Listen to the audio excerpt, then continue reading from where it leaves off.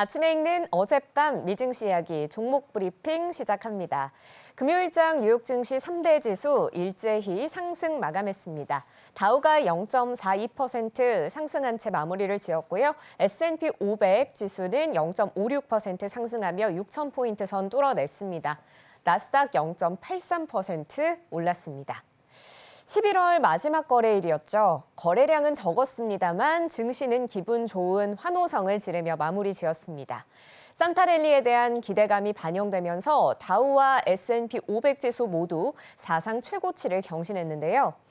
연말 최대 쇼핑 시즌인 블랙 프라이데이를 맞아서 기업들의 매출 증대에 대한 기대감이 시장을 끌어올린 것으로 풀이됩니다. 11월 한 달간 다우는 7.5%, S&P 500은 5.7% 상승했고요. 나스닥 역시도 6% 넘는 상승폭을 기록해냈습니다. 중소형주 중심의 러셀 2000 지수는 11월에만 10%가 넘는 상승률을 기록했습니다. 올해 뉴욕 증시가 기록적인 강세를 보여줬고 또 트럼프 당선인의 승리 이후에 시장에 퍼지는 경기 활성화에 대한 기대감으로 12월에도 이 같은 흐름이 이어질 거란 기대감이 높은데요. 월가의 리서치 기관인 네드 데이비스 리서치에 따르면 S&P 500 지수가 11월까지 연간 20% 이상 올랐던 해의 지수는 12월에도 76%의 확률로 상승 흐름을 이어갔습니다. 기분 좋은 기대감을 갖고 12월 시작해보시면 좋을 것 같고요. 한편 이번 주에는 미국의 고용 관련 지표들도 잇따라 발표되니까 이 부분 챙겨보시면 좋겠습니다. 미신년물 국채금리 큰 폭으로 빠지면서 4.1%대까지 내려왔습니다. 4.5%대까지 오르다가 다시금 금리는 낮아지는 모습을 보이고 있고요. 필라델피아 반도체 지수, 바이든 행정부의 대중 반도체 제재가 예상보다는 좀 약할 것이다라는 블룸버그발 보도 때문에 반도체주들이 강한 상승 흐름 보여줬습니다. 지수 전체로 봤을 때는 1.5% 이상 상승을 했는데 그간의 낙폭이 좀 컸던 탓인지 5,000포인트는 밑도는 모습 보여줬습니다. 국제유가는 중동 지역의 군사적인 긴장감이 누그러들면서 유가 하락세가 이어졌습니다. 11월 마지막 거래일에도 1% 넘는 하락폭 그려내면서 배럴당 68달러의 거래를 마쳤습니다. 유가는 금요일까지 4거래일 연속으로 밀리면서 낙폭이 지난 한 주 동안에만 5% 가까이 확대됐습니다. M7 종목들 위주로 살펴보면 알파벳만 소폭 빠졌고요. 나머지 모든 종목들 상승했습니다. 먼저 애플입니다. 중국에서 애플의 인기가 여전한 것으로 보입니다. 일단 금요일장에서 1% 넘게 올랐는데요. 시장 조사업체 카운터포인트 리서치에 따르면 애플은 지난해에 중국 스마트폰 프리미엄 시장에서 점유율 64%로 1위를 기록했습니다. 또 중국을 제외한 프리미엄 시장에서도 애플이 75%의 점유율을 차지하고 있는 것으로 전해집니다. 다음 마이크로소프트인데요. 강보합권에서 마무리가 됐고요. 주가는 올랐지만 악재는 있습니다. 미 연방거래위원회 FTC가 마이크로소프트에 대한 전방위적인 반독점 조사를 시작했습니다. 클라우드 컴퓨터부터 시작해서 소프트웨어 사업이나 사이버 보안, AI 제품 부문 등 전방위적인 부문에 걸쳐서 조사가 이루어지게 되는데요. 다만 트럼프 당선인이 이번 조사의 변수로 꼽힙니다. 만일 트럼프가 빅테크의 친화적인 신임 FTC 위원장을 지명하면 이 마이크로소프트에 대한 조사의 향방이 달라질 수 있다라는 평가가 나옵니다. 다음 엔비디아입니다. 오늘장 2% 넘게 올라주면서 좋은 흐름 보여줬는데요. 바이든 행정부의 대중 반도체 제재 약할 것이라는 소식 역시 엔비디아 중국이 매출의 20%를 차지하고 있기 때문에 주가에 영향을 받았습니다. 좋은 흐름 보여줬고요. 알파벳 오늘장 유일하게 약보합권에서 마무리를 지었습니다. 다음 아마존입니다. 1% 넘게 올랐습니다. 블랙 프라이데이를 맞아서 이커머스 시장의 대장 아마존 주가 기분 좋은 흐름 보여줬고요. 다음 메타 플랫폼스 살펴보시면 1% 가까운 상승폭을 기록해냈습니다. 메타가 100억 달러를 투자해서 전 세계를 잇는 해적 케이블을 만든다라는 소식이 전해졌습니다.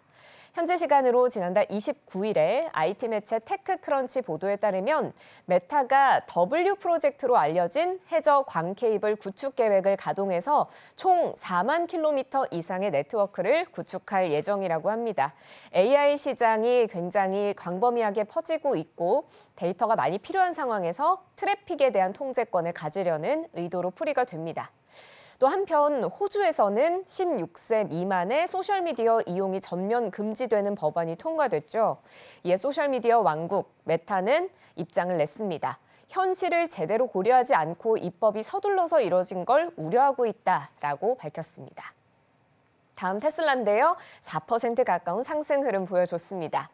테슬라의 시장 가치가 향후 1, 2년 안에 1조 달러 더 불어날 것이다라는 월가의 전망이 나온 여파로 풀이가 됩니다. 테슬라의 강세론자로 유명한 웨드부시 증권의 애널리스트 댄 아이버스는 테슬라의 목표 주가를 400달러로 제시하면서 트럼프 당선인이 이끌 새 정부의 AI 및 자율주행차 규제 완화가 테슬라의 시장 가치를 1조 달러 더 불릴 것이라고 전망했습니다.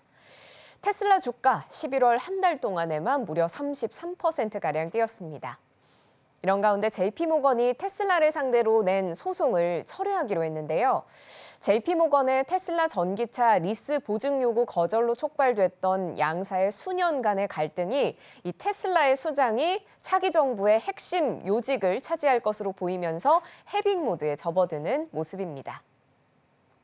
이어서 투데이 하스타그입니다. 먼저 타겟 살펴보시죠. 실망스러운 3분기 실적 보고 이후에 주가가 급락했었던 타겟.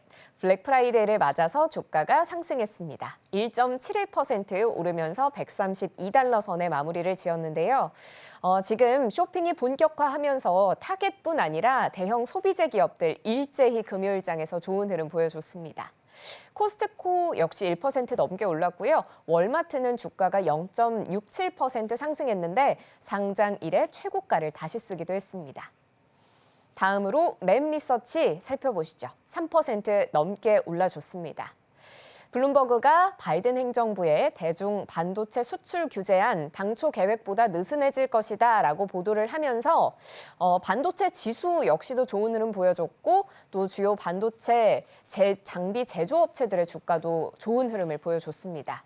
이번 주에 바이든 행정부의 대중 반도체 수출 규제안 발표될 예정이라서 시장이 촉각을 곤두세우고 있는데요.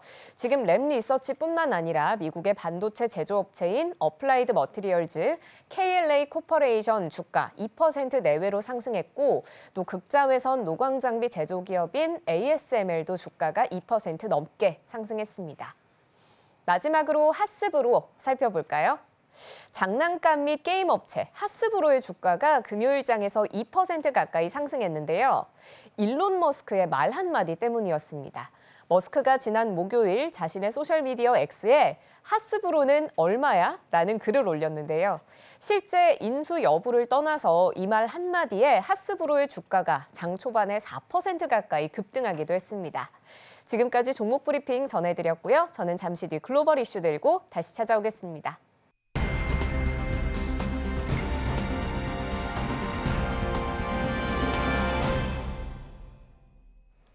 오늘 아침 빼놓을 수 없는 글로벌 이슈 쉽게 읽어드립니다. 아침에 읽는 어젯밤 미증시 이야기 어떤 이슈들 있었는지 함께 살펴보시죠.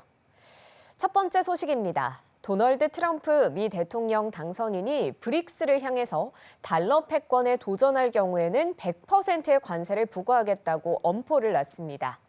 트럼프는 자신의 소셜미디어 트루스 소셜에 새로운 브릭스 통화를 만들거나 다른 통화로 강력한 미국의 달러화를 대체하려고 시도하지 않겠다는 약속을 요구한다며 이를 따르지 않으면 100%의 관세를 부과하겠다고 밝혔습니다.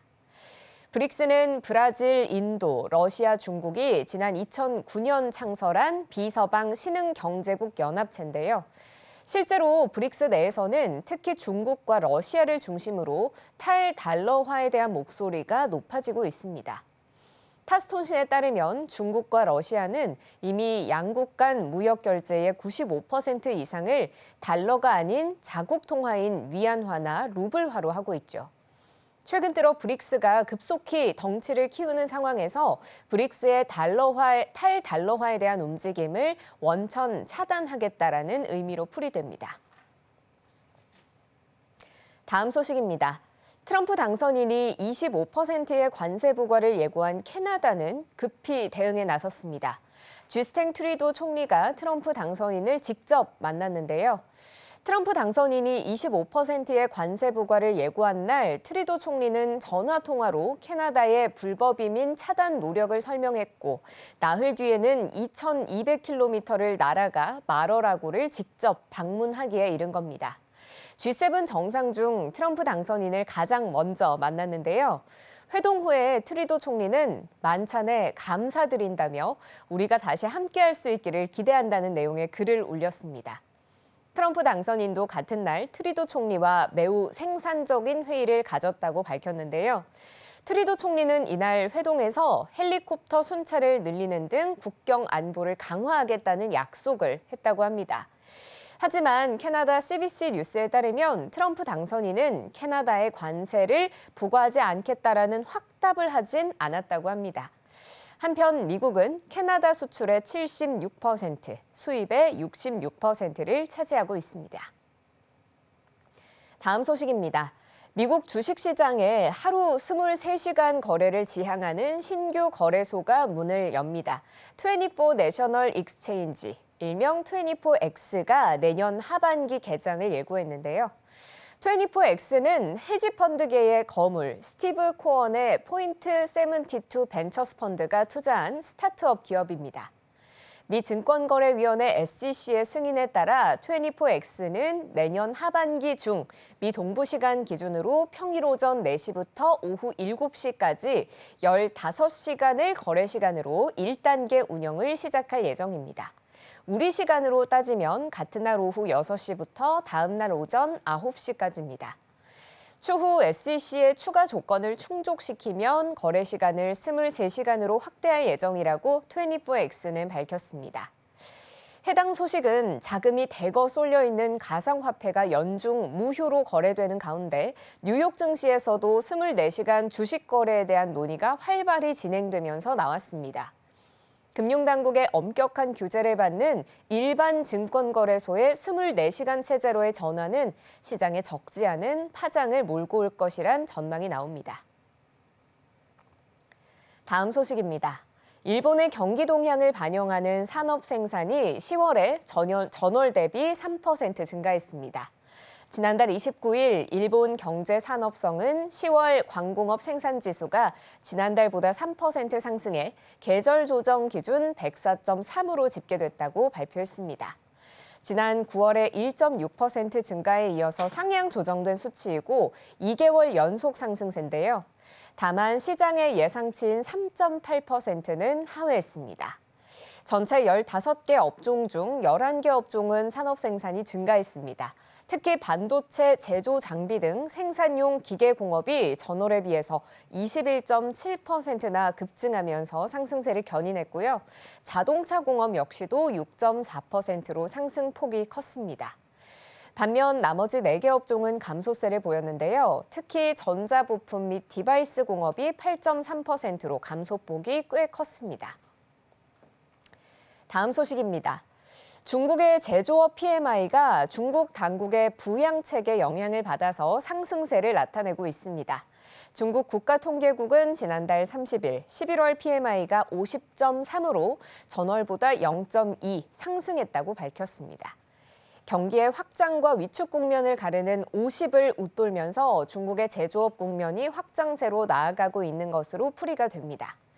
지난 4월 이후 7개월 만에 최고 수준이기도 한데요. 시장 예상치인 50.2도 0.1 웃돌았습니다.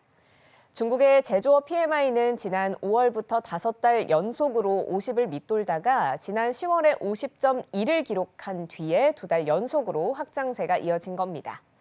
반면 건설업과 서비스업 활동을 측정하는 지표인 비제조업 PMI는 꾸준히 경기 확장 국면을 유지해오다가 11월에는 50을 기록했는데요. 전달보다 0.2 하락한 수준입니다. 다음 소식입니다. 유로존의 11월 CPI 예비치가 2.3%를 기록했습니다. 전달의 2%에서 0.3%포인트 올랐는데요. 시장 예상치에 부합했고, 그러나 3개월 만에 ECB의 목표치인 2%를 넘어섰습니다. 반면에 11월 근원 CPI 상승률 예비치는 2.7%를 기록하며 시장 예상치를 소폭 하회했습니다. 시장에선 이번 발표가 ECB의 금리 인하 기조에 영향을 미치진 않을 거란 관측이 지배적인데요. 파이낸셜 타임스는 전문가들은 이번 달의 물가 상승이 가격 압박에 의한 것이라기보다는 작년 같은 기간과 비교할 때 높아지는 기저 효과 때문이라고 분석하고 있다고 보도했습니다. 그러면서 다음 달 ECB의 추가 금리 인하를 막을 가능성은 낮다고 전망했죠. 골드만삭스의 이코노미스트 스벤 야리스테르는 연간 인플레이션은 12월에 2.4%로 상승한 뒤에 이후엔 하락하는 추세로 돌아설 것이라고 전망했습니다. 지금까지 아침에 읽는 어젯밤 미증시였습니다. 지금 바로 구독을 눌러보세요. 실시간 경제 뉴스, 투자 전문가들의 다양한 시황과 정확한 분석, 또 알찬 투자 정보까지 신뢰할 수 있는 저희 서울경제TV와 함께하세요.